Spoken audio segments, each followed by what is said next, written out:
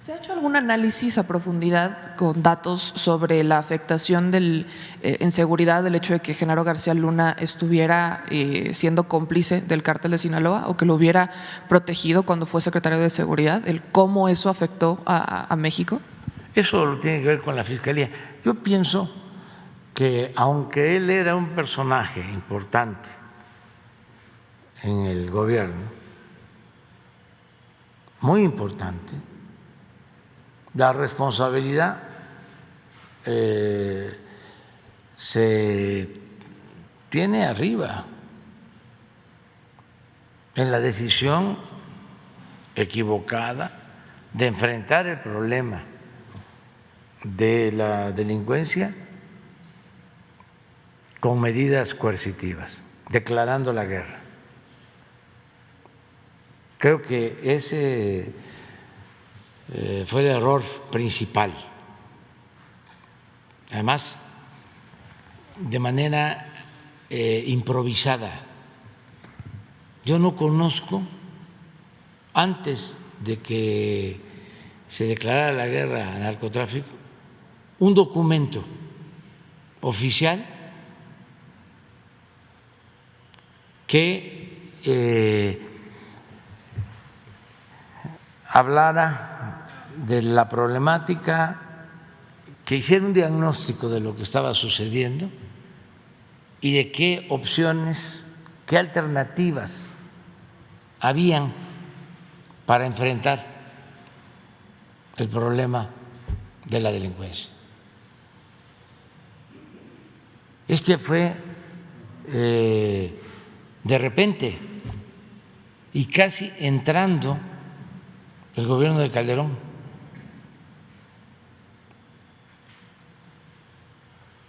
Hay la anécdota de que estaba de gobernador, va a recibirlo.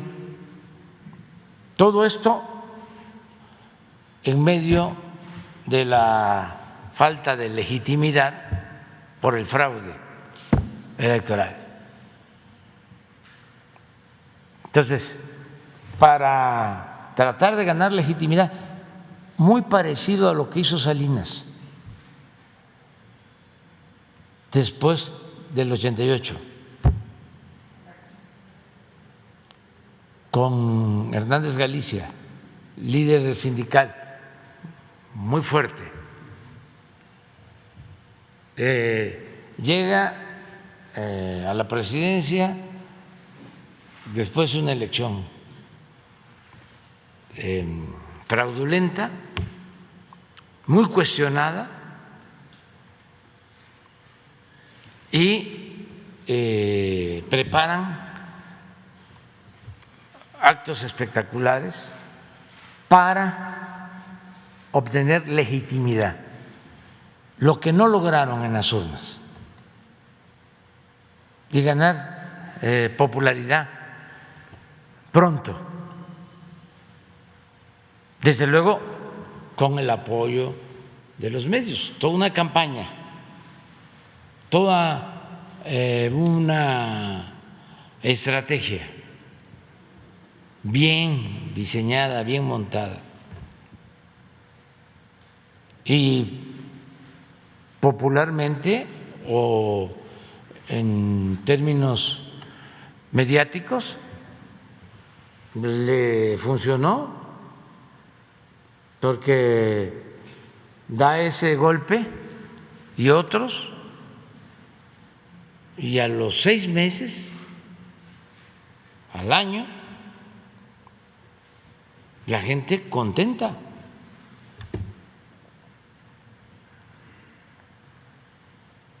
Diciendo, ahora sí hay presidente. A este sí no le tembló la mano.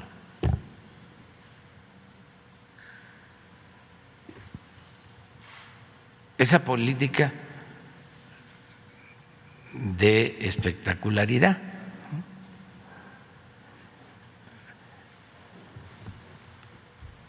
Y ya sabemos lo que pasó después.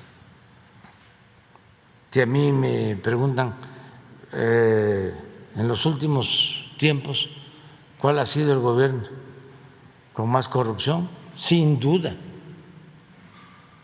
Respondo, el de Salinas de Gortari, porque fue cuando se entregaron a particulares los bienes de la nación. Se llevó a cabo una transferencia de bienes del pueblo de México a un grupo de allegados a Salinas. Siempre lo he dicho y ahora lo voy a repetir, pero antes de que llegara a Salinas solo había una familia que aparecía en la lista de Forbes de los más ricos del mundo, la familia Garzazada, creo que con 2.500 millones de dólares. Una, 1988, antes de que entrara Salinas. Cuando Salinas termina, en 1994, ya hay 24 multimillonarios en la lista de Forbes. En un sexenio, de 1 a 24, con más de 1.000 millones de dólares, porque para aparecer en esa lista se tiene que tener un capital de más de 1.000 millones de dólares. En su conjunto, 44.000 millones de dólares en un grupo. La mayoría beneficiarios de los bienes entregados, bienes públicos, bancos, empresas, minas. Entonces, estamos hablando de uno de los periodos de un sexenio de corrupción nunca vista.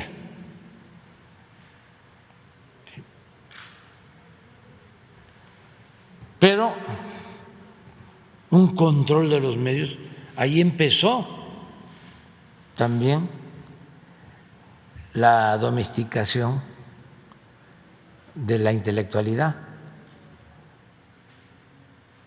del grupo de intelectuales. Ahí los empezaron a cooptar.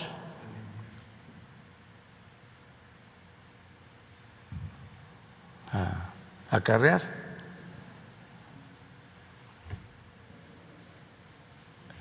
Bueno, esa misma política parecida es la que se aplica cuando se hace el fraude en el 2006 y se piensa que se va a ganar el apoyo del pueblo si se declara la guerra al narcotráfico.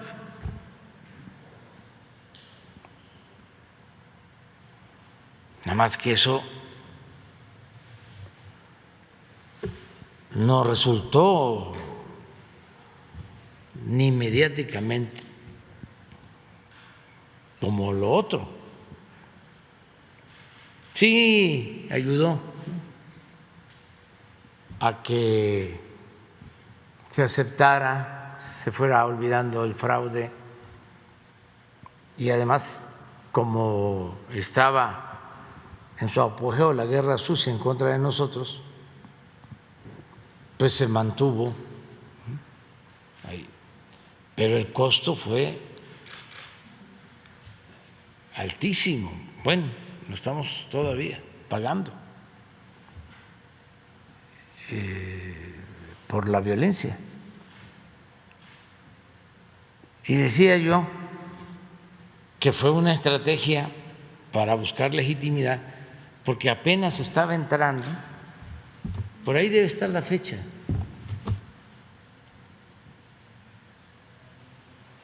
él entra de manera muy cuestionada porque hubo fraude.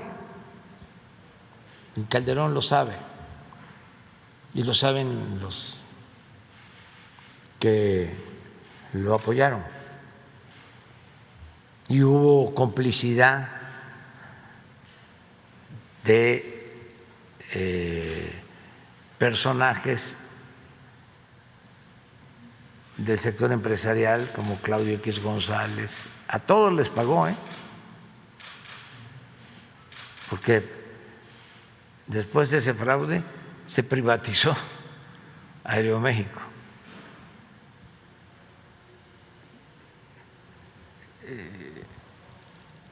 Y los medios de información. Entonces, ¿cuándo fue que declara la guerra en Michoacán? 11 de diciembre. O sea, a 11 días de haber entrado a la presidencia. Llega en un avión de la Fuerza Aérea, un avión de presidencia, a Uruapan, y están esperándolo ahí los funcionarios.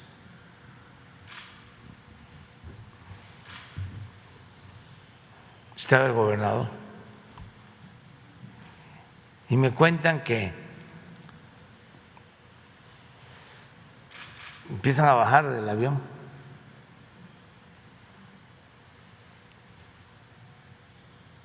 y el secretario de la Defensa pues es un hombre grande, Galván, con sus uniformes y otros militares. Entonces, ¿qué dice el gobernador y el presidente? Porque no lo veía. Pues nada, que el presidente también venía con uniforme militar. Baja del avión. Estuvo a punto de decirle al secretario de la Defensa, ¿y dónde está el presidente? Porque venía con chaleco militar. Y de ahí de Uruapan se van en carretera a Apatzingán. Y todavía, pues los que conocen Michoacán y los que conocen el país saben que ya, a diferencia de Uruapan, Apatzingán es tierra caliente. Y todavía le sugieren, quítese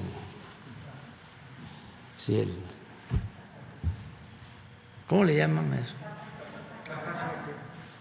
Sí, el traje militar, porque hay mucho calor. Dijo no, y ahí va al acto. ¿Tienen el acto? Ahí está.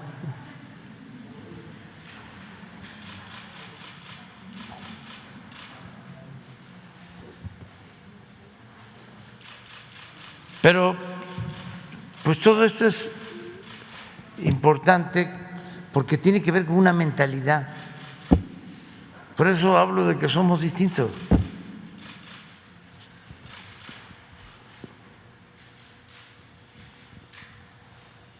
No, pues ahí está Lázaro también, el estudiante. Entonces, es cómo resolver un problema con el uso de la fuerza, pero además ni siquiera analizado, estudiado. Es muy probable que además de que los asesores le hayan dicho de que así iba a ganar legitimidad, lo hayan aprobado, lo hayan visto con buenos ojos los de las agencias del gobierno estadounidense,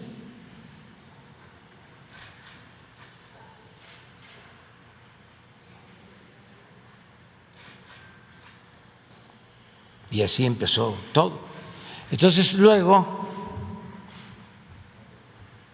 ahí no está ahí está el secretario de Gobernación, que está atrás, que era gobernador de Jalisco, pero no aparece ahí García Luna.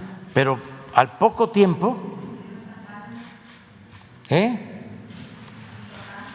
sí, Lázaro, sí. Pero al poco tiempo ya empieza a aparecer García Luna. Entonces, ese es el origen del asunto. Y luego, pues, se queda con García Luna como hombre fuerte para profundizar sobre esta política. Yo andaba visitando los pueblos y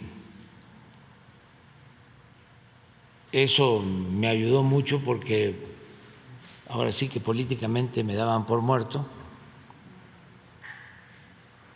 Una vez le preguntaron a Felipe Calderón que sí, qué opinaba de mí en una entrevista de radio en esos tiempos. Y dijo que ahí andaba yo, reuniéndome con 3, con 4, con 5, con 10 personas. Y tenía algo de razón, porque era pueblo por pueblo, reuniéndome con la gente. Y a veces, pues, eran pocos, ¿no? Pero desde donde andaba, recuerdo que estaba yo en Jalisco, fui de los primeros en cuestionar la política de seguridad. Y ahí está la prueba en las hemerotecas, lo que hay de los periódicos, las posturas de los primeros, cuando todo el mundo estaba aplaudiendo. Eso no conduce a nada. Recuerdo que en una plaza pública en Jalisco hablé del tema, de que eso no era correcto, que esa no era la opción.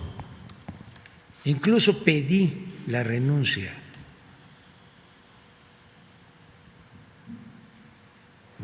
Ya va a salir del gabinete de seguridad completo, por lo que ya estaba pasando, por los enfrentamientos y por querer resolver el problema con el uso de la fuerza. Entonces, por eso el caso de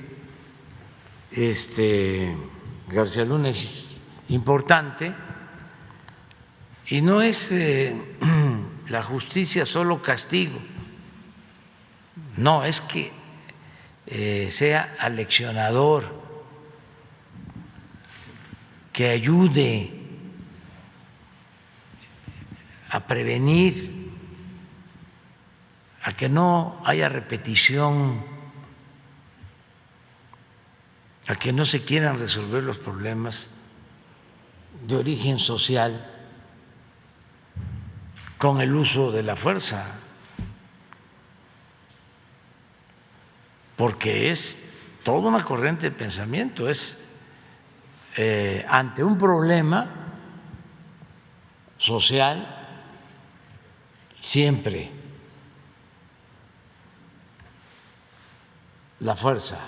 No, hay que atender las causas. ¿Por qué la descomposición social? ¿Por qué se llega a esos extremos, ¿no?